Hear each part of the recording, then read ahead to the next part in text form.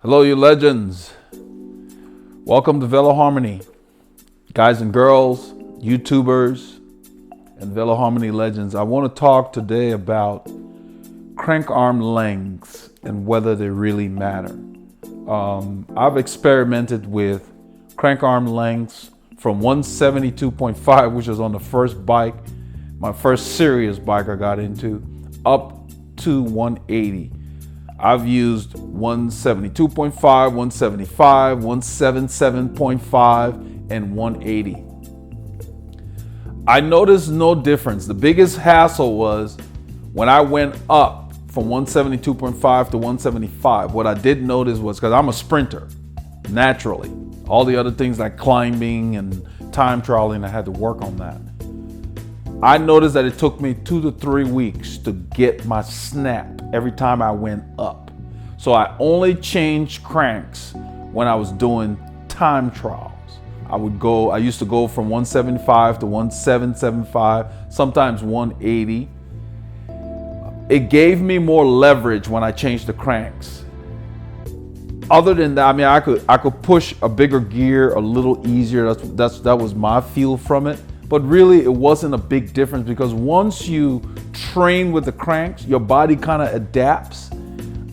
There are riders historically like Bernard Hinault who would go to 180 cranks for time trials and wouldn't even change his position.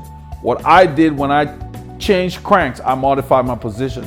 Every time I went up 2.5, I brought my saddle down 2.5 because I'm real big on being comfortable on the bike. So that, other than that, I mean, that's being real fussy. You know, 2.5 for me, I could feel it.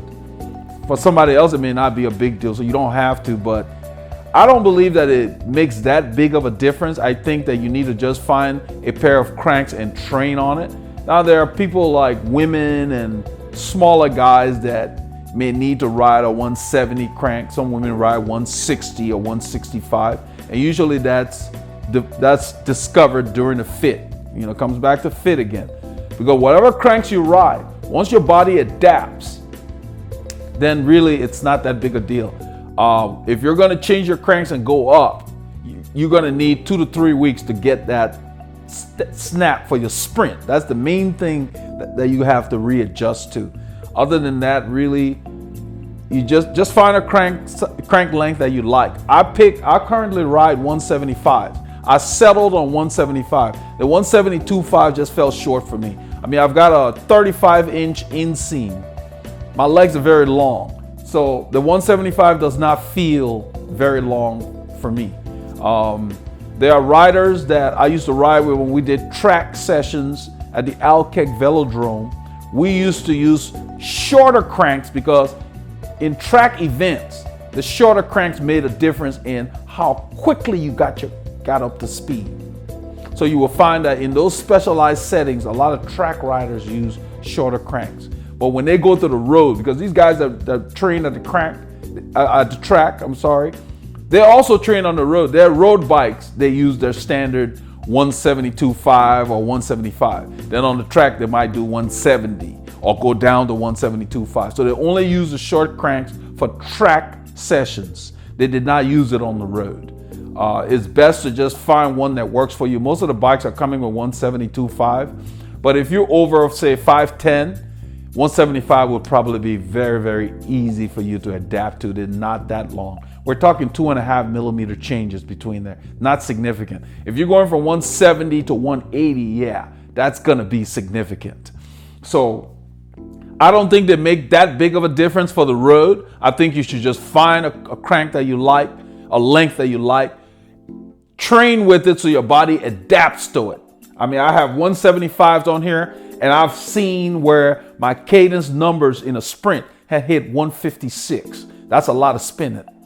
That's without being out of control. So I can spin these bad boys because I've ridden on them for years. So the key is pick them, train on them, and let your body adapt. Don't be going back and forth, no fall for it. Not only is it expensive, it's not worth the hassle. It's not that big a deal. I don't know if you're aware of it. Bradley Wiggins that set the hour record, he went down to shorter cranks versus what he rode on the road. I don't know if he stayed with it for the road or not, but when he did the hour record, his cranks were shorter.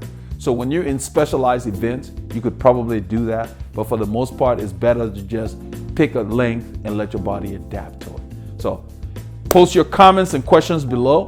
But I wanted to do this because one of our legends suggested that this was a good idea. And I felt I'll put it out there because it relates to fit, because I always run into that. But for the most part, most of the people that come for average height, say 5'5" or higher, the 172.5 that comes with the bike works on that. But if you're looking at changing your crank length, you need to be at least 5'9" or higher to go to 175, or have a long enough inseam. If you change the crank and it just feels unwieldy, then maybe that's not for you. The longer cranks, just like physics, give you more leverage.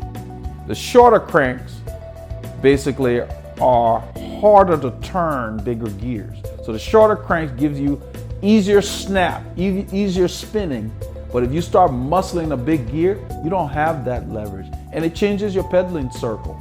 Your pedaling angle is a little different.